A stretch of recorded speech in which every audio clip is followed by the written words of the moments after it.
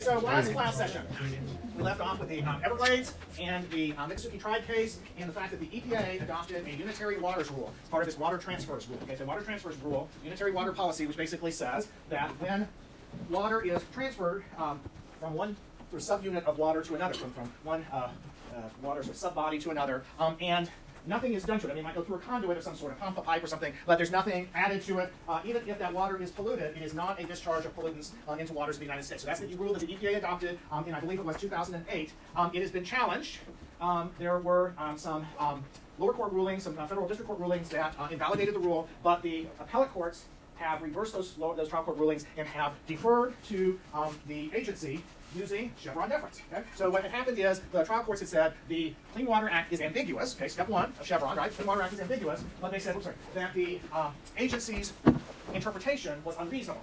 Okay, so the agency's interpretation was unreasonable. The appellate courts said, well, okay, yes, we agree that the statute is ambiguous, but the agency is entitled to deference, and this is a reasonable interpretation. Right? That they basically the idea that you are not actually discharging into waters when you're simply moving water from one area to another. Okay? So that's so in the Supreme Court.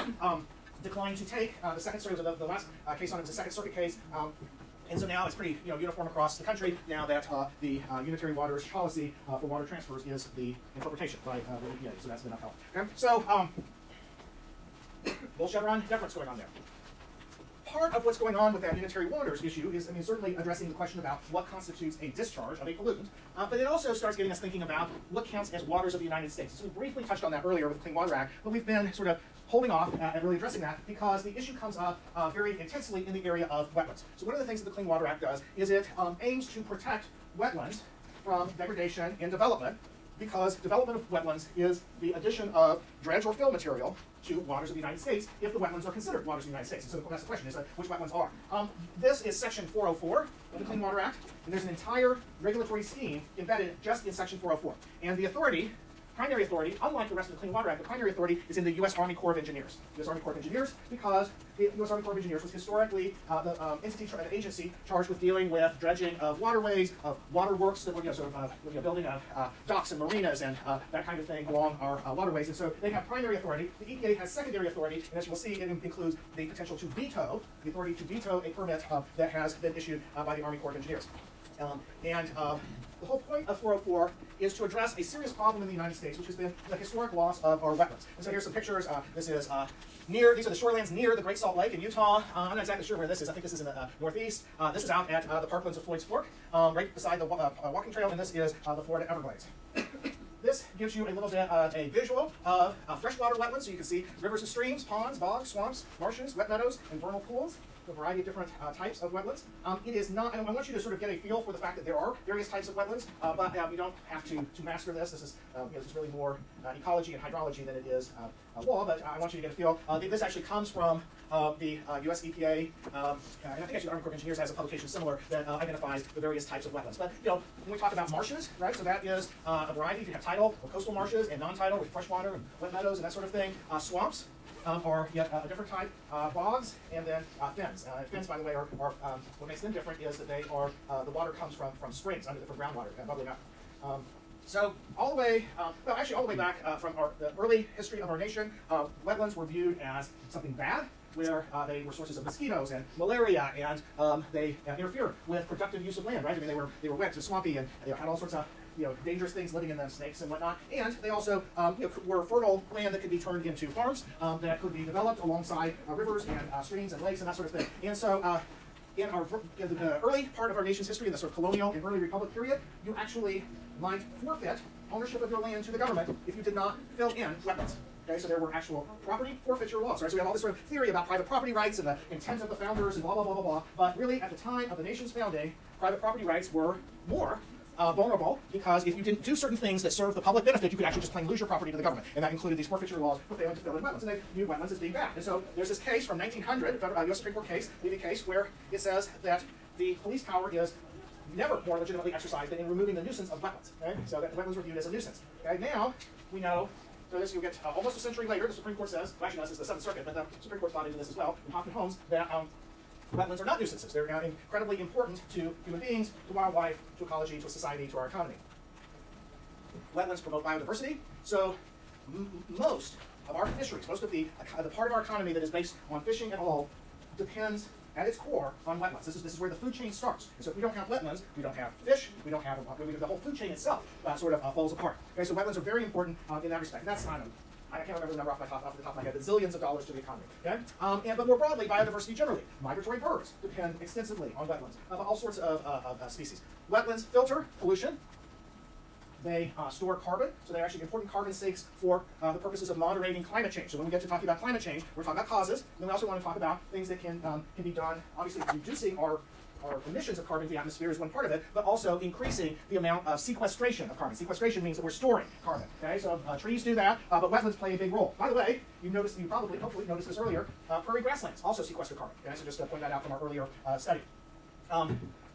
Wetlands moderate water flow and store water. They store floodwaters. Okay? So wetlands are, and then finally they control erosion. But especially when we think about the storage of floodwaters, the holding of floodwaters, and the filtering of pollutants from those waters, you can think of wetlands as nature's sponges and nature's kidneys, right? So they're filtering out the bad stuff, they're absorbing all that floodwater.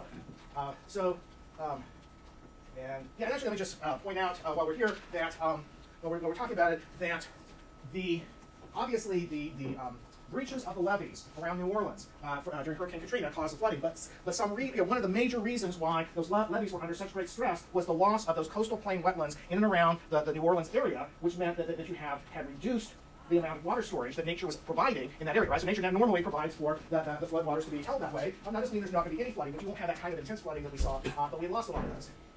So this is a graph that shows the loss of wetlands just between the 1950s and the 1990s. Okay, so that's a 40 to 50 year period. Okay, so if we actually go back further, right, we can look at the loss of wetlands since 1776, for example, to the present. It's enormous. Okay, we've lost a lot of wetlands, but just even from the 1950s to the 1990s, we went from actually, I take that back. Okay, I take that back. That is not this graph at all. Sorry. This graph actually is about how our annual net loss has decreased over time. Okay? This is our annual net loss. So during the 1950s and 1970s, we were losing almost 500,000 acres of wetlands per year to development and so on and so forth. And then by the 80s and 90s, we were down to a loss of close to 60,000 acres of wetlands. But now think though about the cumulative impact of that, right? Because we've been filling in wetlands since Europeans started settling North America, right? And so you have this enormous acreage loss. So we're slowing the loss, but we still have a net loss every year, right? Okay, so that's the issue. Now, hold on, let me just say one other thing though. In the early 90s, President George H.W. Bush, the first Bush, adopted a no net loss policy for wetlands. Okay, so part of this was the official adoption of a policy that says we are aiming to have no net loss of wetlands. Okay, we'll talk about what that means, but that was a big step forward because previously we've been certainly reducing our net loss, but we hadn't actually adopted that as a policy. Jimmy. Has the reduction in wetland loss been at least in part because of the reduction of overall wetland amounts in the U.S.? Partly, but there's still plenty to fill in.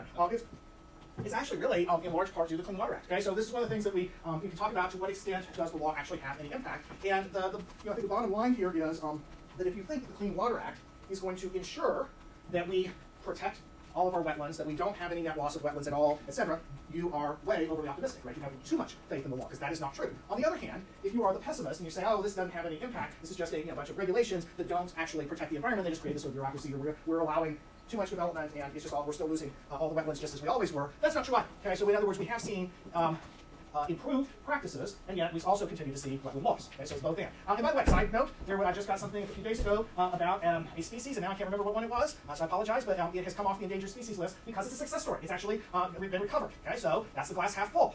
The glass half empty version of it, though, is that it is what we call a conservation-dependent recovery. The reason that it has recovered, and the only way that it's going to continue to stay off the endangered species list, is because we've taken certain proactive conservation measures to try to keep it from going extinct, right? So you see a sort of glass half full, glass half empty. Okay, and so that's actually going to be much of what we see with with environmental law. Okay? Another example. Okay, so so side note, we're not really doing the Clean Air Act, but if you were to look at hospitalizations and illnesses, actual air quality data and photographs of Los Angeles in the 1970s and 1980s and compare them to now, okay, LA's got a lot of people, it has air quality problems, but the air is much better, even though it's still very auto-dependent, it's much better. And why? Because of the Clean Air Act, okay? The Clean Air Act is the key factor that has led to, we no longer have lead in gasoline, right? Okay, so when you think about this, that there was a time in which everybody was exposed to lead because it was in the air, because it was in our gasoline, right? I mean, most of you can't remember that. I remember as a kid, there was lead in gasoline, right? I mean, that was just, that was part of it, right? And so, actually, anywhere near highways, there's lead in the soil. Just be aware as you go out and practice law. If you're talking about some, farm out somewhere or other, in the strips of the soil on either side of the highway, there's going to be elevated amounts of lead because people drove cars that emitted lead into the air for a bunch of years, for a long time. And so that's just, but other sorts of things, improved emissions and so on and so forth. So the point here is that the environmental statutes and the regulations and the regulatory schemes that go with them do make changes. They do cause improvements. Now, we can ask, at what cost? We can ask, are they enough? There's lots of ways of looking at it. Again, half full, half empty. But to sort of say, well, they don't do anything is just not accurate. And so that's, in this is an example. So here's another.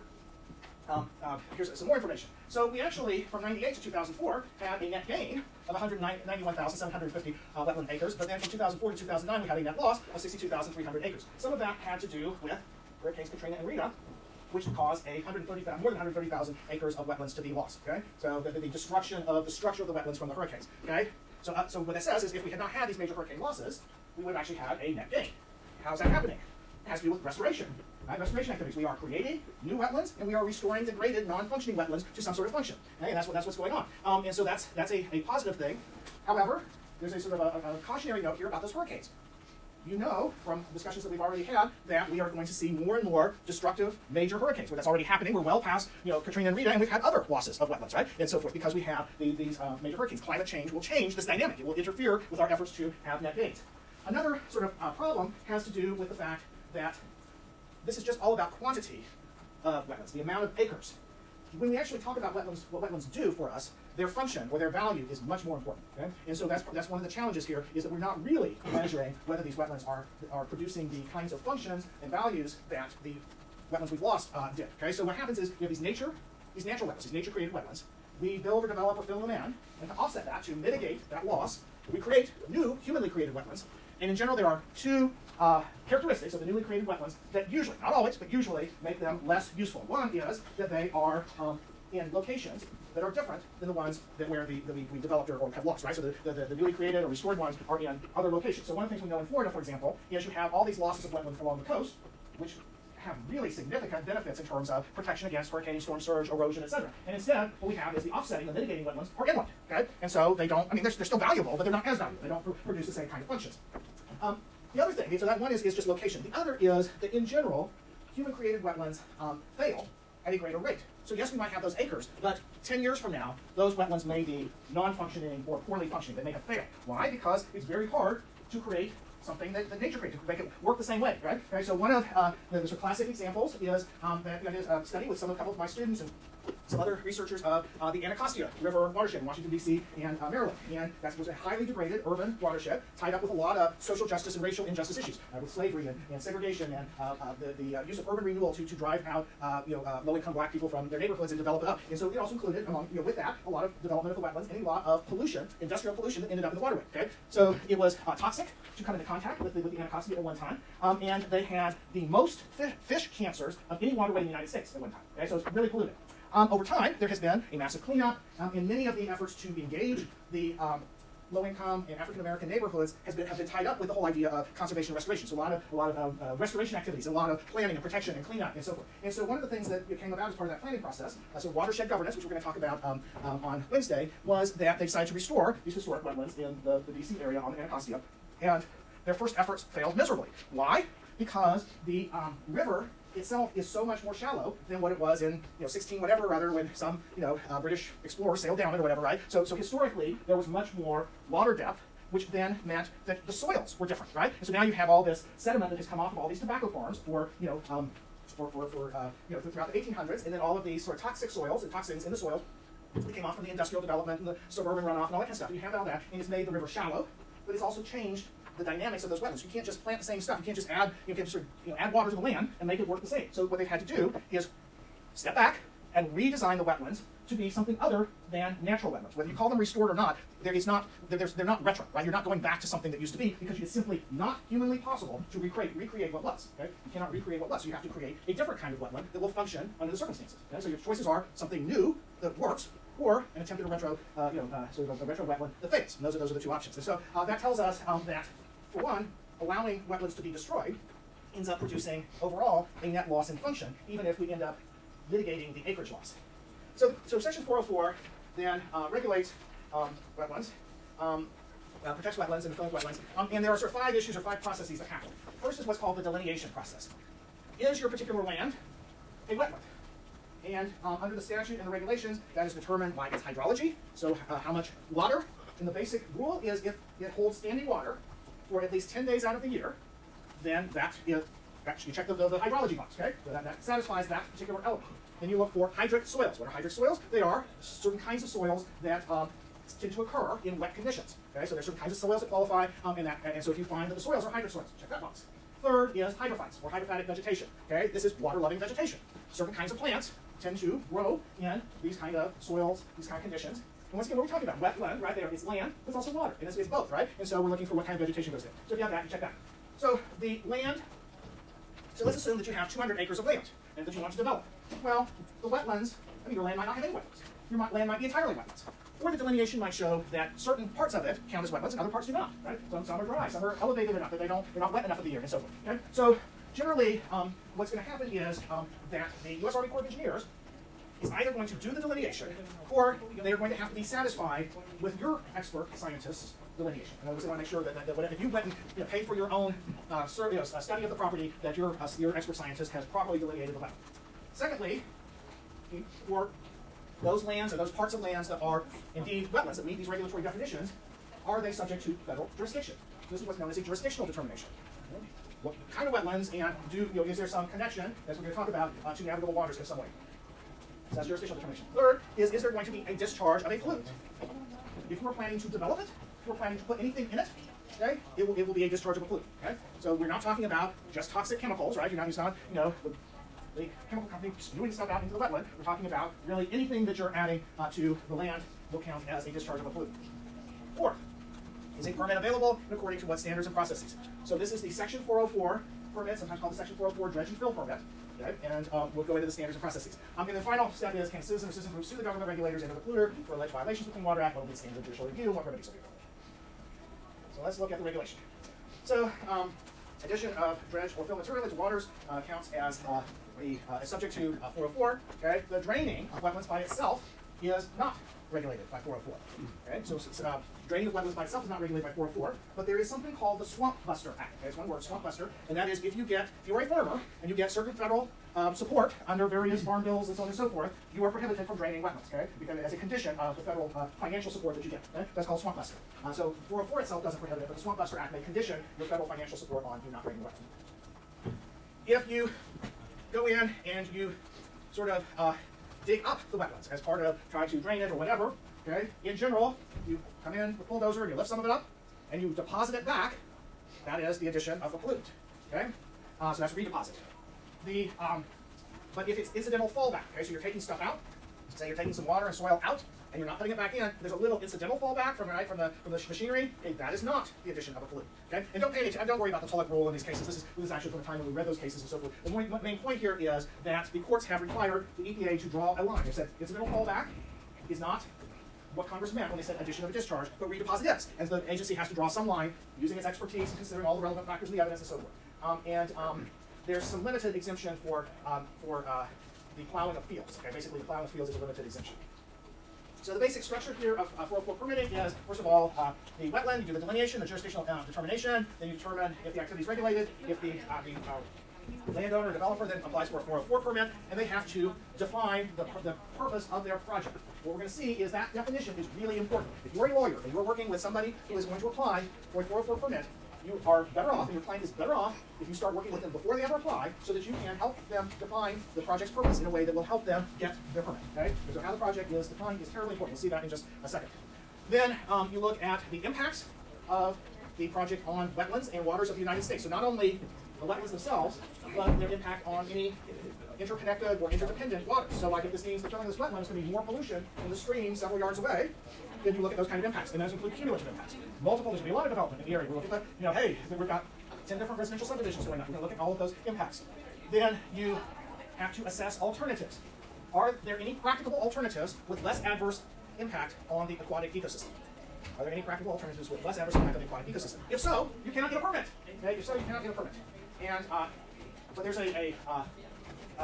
and moreover, if your project is not water dependent, so like you're building homes or you're building a shopping mall or whatever, your project is not water dependent, that means that there is a rebuttable presumption that there are practical alternatives. So what's that mean? There's a rebuttable presumption that you don't get any permit. Right? Okay? This looks very daunting. Now what we're going to find is all sorts of ways you can get a permit. Okay? We're going to look at how you do that. But this is what the law says. This is the language in the statute. You have to minimize the impacts on the wetlands and the waters. Then you have to mitigate your adverse impacts. Okay? How are you going to mitigate adverse impacts? Well, we have a no net loss policy. What's that mean? It means that you have to create or restore wetlands elsewhere. Right? Might be on your property, but you have to restore, create other wetlands. Okay? And as we know, that often happens somewhere else. The general rule now is a 4-to-1 ratio. Okay? So for every acre of wetland that you destroy, you have to restore or create 4 acres. Okay, 4-to-1. Okay, why? Well, partly to deal with the differences in function. We just do more because we're losing the natural function of these. Okay? And to try to get some net gain instead of net loss. Well, how does this work? One way it works is that you buy credits from a wetland mitigation bank. You buy credits from a wetland mitigation bank. What is a wetland mitigation bank? It is somebody who's already restored or created wetlands and gotten certified by the U.S. Army Corps of Engineers as having X number of having credits for X number of acres of wetlands that they can sell. Okay? So let's assume for a moment that you want to develop some wetlands, and meanwhile, I have a horse farm out in Oldham County, and I have decided one way that I can actually get some money out of that horse farm. Like it is pretty as pastures, but one of the things I can do is restore some acres of wetlands out there, or create some acres of wetlands out there, right? Horses like it, fine, good, right? And so I create some acres of wetlands, and I go to the U.S. Army Corps of Engineers, and I get certified for that. And I turn myself into a wetland mitigation bank, because we're not talking about, you go down to Fifth Third Bank, right? That's not what we're talking about. Right? We're talking about, I am the holder of these credits. That makes me a wetland mitigation bank, and you can come and buy those credits from me. So here's the thing. Is if you want to develop 20 acres of wetlands, you're really hoping that I have created 80 acres of wetlands out on my farm, right? Does everybody see that? And if I don't have 80 credits to sell you, you may have to go to multiple banks, right? You may have to buy 20 from me and 40 from somebody else, and so on and so forth. You get the idea, okay? So that's how that works. There's some processes and terms and conditions that we'll talk about in terms of the permit decision. As I mentioned before, the EPA has veto power, and there's an enforcement mechanism, various enforcement mechanisms, including civil suits by citizen groups. Okay? So we're going to spend some time talking about which wetlands are subject to federal jurisdiction under the Clean Water Act. So the constitutional foundation of all this is the Commerce Clause, and you should all be familiar with the Lopez test, right? Right, Commerce Clause, yes? You're like, oh god. Okay, so, all right, but, okay, I promise you though, environmental law is easier than Marcus's common law class, so don't yet. But this is the basic, right? Where Commerce's Commerce Clause power includes regulation of the channels of interstate commerce, regulation of the instrumentalities of or personal things in interstate commerce, and activities that substantially affect interstate commerce. So this is the basis for Congress's authority to protect the waters of the United States. Well, some waters are obviously channels of interstate commerce, and their use and development are activities that affect interstate commerce. What waters would those be? Those would be navigable waters. Okay, we use navigable waters in interstate commerce, so all navigable waters count. Okay, and that is true if they have been historically navigable. Okay, so there's a case, I think this was Utah or Montana or someplace or other, Idaho, one of those places out there. But the point was, if historically the timber companies floated a log down the stream, that makes it navigable, okay? And so therefore subject to the Congress's authority to protect, okay? But wetlands are never mentioned, right? Wetlands are never mentioned in the statute, and so it talks about waters. But if we don't protect wetlands, we are adversely affecting navigable waters. So the question is, how many wetlands, where, what kind? So in terms of defining the reach of 404 jurisdiction, we look at the statutory language, we look at the language of regulations that the agencies develop, case law, and then also the U.S. Constitution, where it limits congressional power. So here's the Clean Water Act. Right? For any pollutant to navigable waters from any point source. Navigable waters means waters of the United States, including the territorial seas. Okay, so the thing I want to point out to you is the Clean Water Act is immensely unhelpful in defining its own scope. Right? This is part of why we have so many cases and so much conflict over this. Is okay, waters of the United States are navigable waters, and navigable waters are waters of the United States. That doesn't help us at all. Okay, before a case called Rapinos, the Corps had a set of regulation which said it's a bunch of other, what is obviously navigable waters and interstate waters, but also other waters, including wetlands and so forth, prairie potholes and wet meadows, et cetera, the use, degradation, or destruction of which could affect interstate or foreign commerce. Okay? By the way, those natural ponds. What does that leave out? Artificial ponds, humanly created ponds, right? So we're not regulating the pond that you create yourself, okay? So tributaries and jurisdictional waters, wetlands adjacent to waters and tributaries, and ephemeral streams and drainage ditches with perceptible high water mark. Okay? So this is before Rapinos. So lots of things count, and so this is where you have a wetland that is adjacent to a lake. If you fill that wetland, it will have a direct adverse effect on water quality in the lake. Okay, we know that. There's no question about that. If you fill that wetland that is immediately adjacent to the lake will become more polluted as a result. So here's a non-navigable stream that is a tributary to a navigable water. So this is a lake, it's a non-navigable stream. Non-navigable stream is a tributary to a navigable water. Okay, this is basically the Mono Lake case, right? Those feeder streams were non-navigable, but the public trust applied to them because they were the source of water of Mono Lake, which is a navigable body of water. Okay, right? So I see that issue. So, but then what happens when you have a wetland that is near but not immediately adjacent to a navigable water? Does that count? Right? Aha, plot thickets. Okay? What happens when you have a wetland that is connected by a channel, a humanly created channel that goes to a navigable water? Does that count? More questions. So, our history with the Supreme Court starts with all the way back in '85 with Riverside Bayview Homes, where the Corps' interpretation of waters of the U.S. as including adjacent wetlands, wetlands that are adjacent to navigable waters, that's reasonable. And it was part of a larger wetland area that was adjacent to navigable Black Creek, and the Supreme Court says Congress intended to regulate wetlands adjacent to navigable waters because they are inseparably bound up. Okay, so that's a good phrase that they said, inseparably bound up with the waters of the United States. Okay, and so therefore the Corps' interpretation of the Clean Water Act is reasonable. Right? So you're looking at the language of the Clean Water Act, you're looking at the scientific evidence of the ways that adjacent wetlands affect navigable waters, and the court is deferring to the interpretation by the agency, shown on deference, right? It's a reasonable interpretation to say that adjacent wetlands are Congress intended adjacent wetlands to be regulated. Then you get the Swank case, Solid Waste Agency of Northern Cook County, and the Swank case had to do with a gravel quarry in the Chicago area. Okay, so first of all, it's Chicago, right? Okay, all right, so I have my biases, but it's Chicago. It's cold. It's it's corrupt. It's Chicago. All right, but aside from that, it's a gravel quarry. Okay, it's not anywhere close to any navigable waters. Okay, they dug gravel out of it, but they quit digging gravel out. What happens over time? Water fills. Okay, and you know Chicago's not Las Vegas, right? There's going to be plenty of water that ends up in that quarry, in the bottom of the quarry, over time. Has become like a little lake or pond or reservoir in the bottom of it. So what's going to happen? That water is going to have that quarry is going to have standing water for more than 10 days out of the year. Hydrology, check. Okay. It is going to have soils that hold that water, hydric soils, check. And what's the third thing that's going to happen? Over time, you're going to find growing in the bottom of that quarry hydrophatic vegetation, right? You know, or hydrophytes, right? Check. We got all three. It counts as a wetland.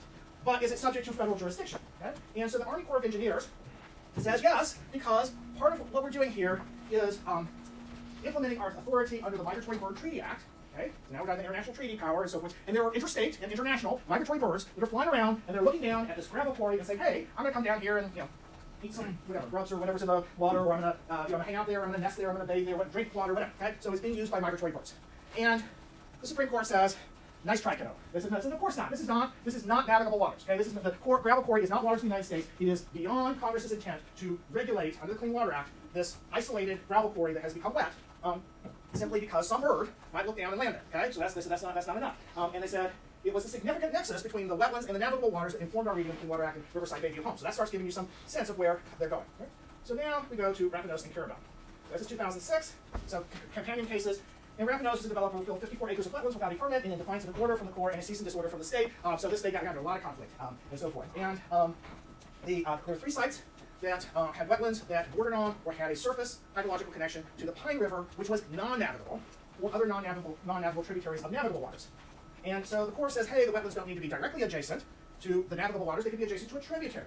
And so there's some bad actor stuff going on here with Rapinos. There's a consultant, and Rapinos orders the consultant to destroy the report because he didn't want to be subject to this. So this is a little bit like the shoot, shovel, and shut up kind of thing we talked about with the endangered species, right? He's trying to get out of this. And there's civil and criminal legal actions brought against Rapinos. And the Sixth Circuit found the wetlands to be jurisdictional. Now, y'all know that the Supreme Court picks certain cases based on the facts of those cases. If they have decided they're going to make some sort of pronouncement, or they're getting ready to make some sort of pronouncement about the law is this, or their law is changing, or whatever, they find certain things. So, right, y'all know that Brown versus Board of Education, they made the lead case Topeka, Kansas, for the very point that, okay, if we have segregated schools in Topeka, Kansas, we're not talking about Alabama, we're talking about Topeka, Kansas, right? Then, this is a issue that we're going to address nationwide, right? Okay, and Lucas versus South Carolina Coastal Council, right? The takings case. They purposefully picked a case where the trial court had found that the land had been rendered valueless by the regulation. Why? Because it's a factual finding, and all the appellate courts, including the Supreme Court, are bound by those factual findings unless clearly erroneous. So they sat there for a few years waiting for the right case to come to them for those facts. For the right, the case that they wanted, the facts that they wanted. So one of the things I think is going on here is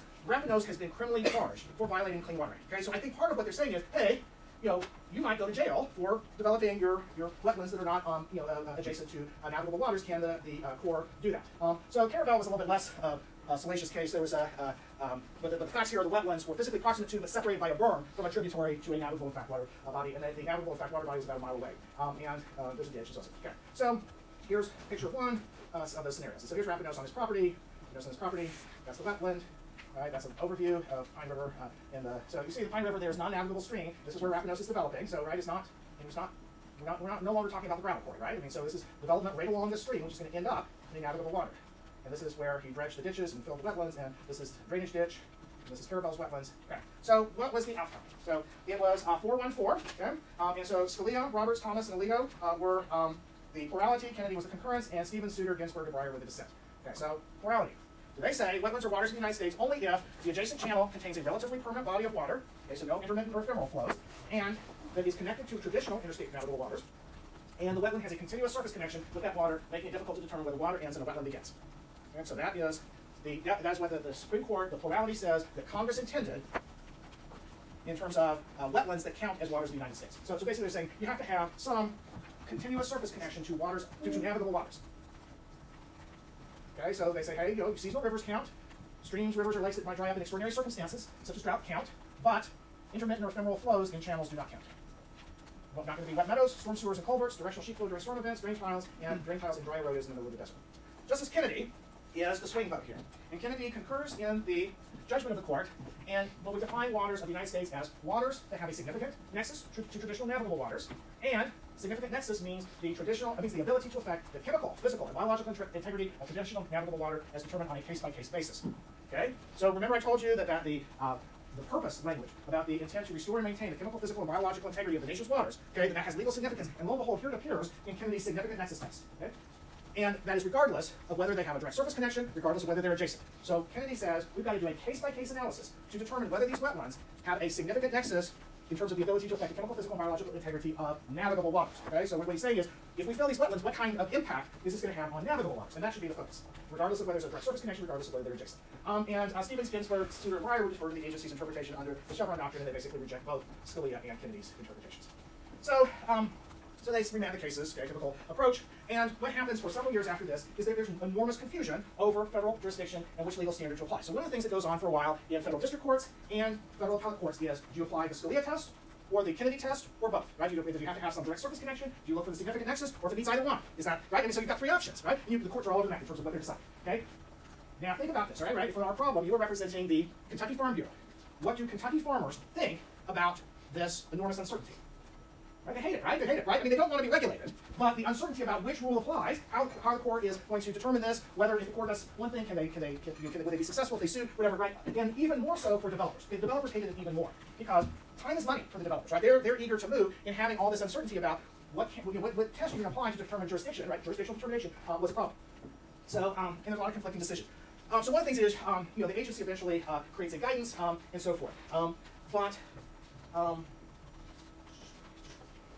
So let me keep going on that. Okay, so here's the ways in which this is just a diagram to show that there's a possibility that you could fall into your wetland might fall in one category but not another, and so forth. Okay, Chief Justice Roberts says, hey, this is going to be difficult. Chief Justice Roberts tried to steer everybody towards basically use the Kennedy significant nexus test. Right, Marks versus U.S. and Grutter versus Bollinger. The holding of the court may be viewed as that position taken by those members who concurred in the judgment on the narrowest ground. So Chief Justice Roberts, right, he's an institutionalist, right? He's concerned about the integrity of the judiciary. Right? You might agree with him, you might disagree with him, but the way he approaches things is he wants to sort of say, hey, the courts are the sort of neutral institutions, and you should respect us, and we deserve your respect. And so part of what he's trying to do here is send a signal to everybody: you should use Kennedy's significant nexus test. Okay, that's not what's happening. Okay, the reality is everybody's all in confusion, but that's what's going on there. So there's a split, blah blah blah blah blah. That's no longer true, but ignore that. Okay, so one of the things that comes along is the Clean Water Restoration Act, which tried to define the waters of to basically amend the Clean Water Act and to define it very broadly, without any limitation as to interstate commerce. Okay, it never got anywhere. Okay,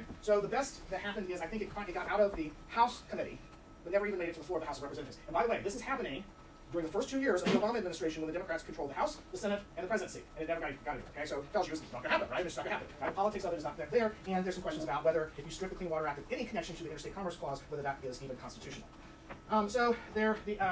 The Corps tried to do some sort of guidance, and that was sort of a mess. And then they tried to do another guidance, and that was sort of a mess, case by case, significant nexus, blah, blah, blah, and so forth. And so eventually what happened is they adopted WOTUS, okay, Waters of the United States Rule. Okay? Now, one of the things that's going on during this time frame is that there are applicants for 404 permits who are waiving the jurisdictional determination. They're basically saying, hey, if we have wetlands, we're just going to admit to you, the U.S. Army Corps of Engineers, that these are subject to federal jurisdiction. Please, go ahead and process our permit application. Why? Because it was taking more than a year for the court to make jurisdictional determinations using these guidances, okay? And again, time is money, so these developers, these landowners did not want to be regulated, but they would rather just get their permit than be caught up in this sort of uncertainty and be in a holding pattern while they're waiting for the court to decide whether there's federal jurisdiction. Okay, so there's this big, huge scientific report, Connectivity of Streams and Wetlands to Downwater Streams, which reviewed and synthesized more than 1,200 pieces of relevant peer-reviewed scientific literature, which is actually what you're going to have to do for the final on this class. But it tells you something about what happens in environmental law, right? I mean, the agency studied 1,200 or more scientific studies in order to come up with WOTUS, and it's it was a very extensive rule, okay? And they adopted it according to notice and comment rulemaking. Notice and comment rulemaking. Having said that, there was a big difference between the proposed WOTUS rule when they first issued the notice, right? They issued a notice to engage in rulemaking, and they issued a proposed rule, and they got comments, and based on the comments, they came up with a very different rule in the end. And you're going to see that that's a problem. Okay? So, yeah, and you don't have to pay attention to too much of this because in part it's no longer, it's been repealed. Okay, so but it's very broad, blah blah blah blah blah, very broad, blah blah blah blah blah. Okay, so legal challenges. Okay, lots and lots of things counted, but they use the direct connection and the significant nexus. I found lots and lots of things had a significant effect on the lots and lots of wetlands had a significant effect on the chemical, physical, and biological integrity of navigable waters. And so part of what they said is, if your wetland is within a certain amount, I think it's 500 feet of a navigable water, it automatically had a significant nexus to that navigable water. Okay, so there was sort of broad rules. It got challenged. And so on one hand, it established right lines that the regulated community and the regulators wanted, but it was very broad and applied to lots and lots of wetlands, and so a lot of states sued. Okay? And so you had one group of states that sued in the Federal District of North Dakota, and they said, hey, the case-by-case analysis applied to remote and intermittent waters that do not directly bear on navigable or fact waters. The definition of neighboring wetlands was not a logical outgrowth of the proposed rules, and there was no for lack of notice, and there was no EIS prepared in connection with the rule. So, preliminary injunction in these 13 states. Then the Sixth Circuit, right where we are, and you can see Kentucky was a litigant, enjoined the rule nationwide in 2015, and they said, again, proximity element was not a logical outgrowth of the proposed rule, and it's inconsistent with Rapinos. And then here in 2015 and 2019, Texas versus US EPA, the Federal District Court says, again, the not a logical outgrowth. The notice and comment rulemaking was not followed because there was inadequate notice to the agency, to the public, that they were going to adopt this neighboring wetland definition. Okay, so those are the lawsuits. But there's just recently, I mean like in the last 2 weeks, decision from the 10th Circuit that asked the parties to brief whether or not all of this litigation has been rendered moot because relatively recently, the Trump administration, the US EPA and Army Corps of Engineers together have repealed the WOTUS rule. Okay? So they've repealed the WOTUS rule and replaced it with the pre-WOTUS definition of navigable of wetlands that count as federal jurisdiction. Okay? And their intent, they initially said their intent was to replace it with a more permanent rule down the road and have these listening tour and have lots of notice and comment. The future of a permanent rule is uncertain because they seem to have kind of backed away from doing anything about that. I don't know if that's a matter of time or what's going on with that. But the bottom line is WOTUS has been repealed by the administration, and so the old definition is back. Okay, why do we care about this for our problem? Here is a map of along the Gulf of Mexico, so here Texas, Louisiana, Mississippi, Alabama, Florida, that shows coastal wetland loss. There's subsidence, right? Sediment deposition, so soils filling them up and development. And so you see down here where the Mississippi River enters the Gulf of Mexico, right? We have between 2,500 and 4,500 acres of wetlands that have been lost, okay? So what does that mean? It means that all those nutrients that are coming down here are not being filtered out by wetlands that historically would have filtered them out, right? Okay, does everybody see that? That's the bottom line. So this is our last slide. And so the other thing is, what about upstream wetlands, okay? Is it possible that we could prevent the nutrients from ever getting in the Mississippi River by using wetlands to filter them out? And the answer is yes. And look right here in Kentucky, right? There's some significant efforts to restore and conserve and protect wetlands. And there's something called the Sturgis property, which is this huge, massive timber company property down by Sturgis, Kentucky, okay, that has been acquired by the Nature Conservancy that is basically being restored into a nutrient filtering out massive wetland right there on the riverbanks. Okay, so that's one of the efforts that's underway. So something to think about as and like where's the funding for that come? How effective is it? How do we deal with things like climate change and protect those and deal with other sources? All right, so that's what it is. Wetlands. See you on Wednesday.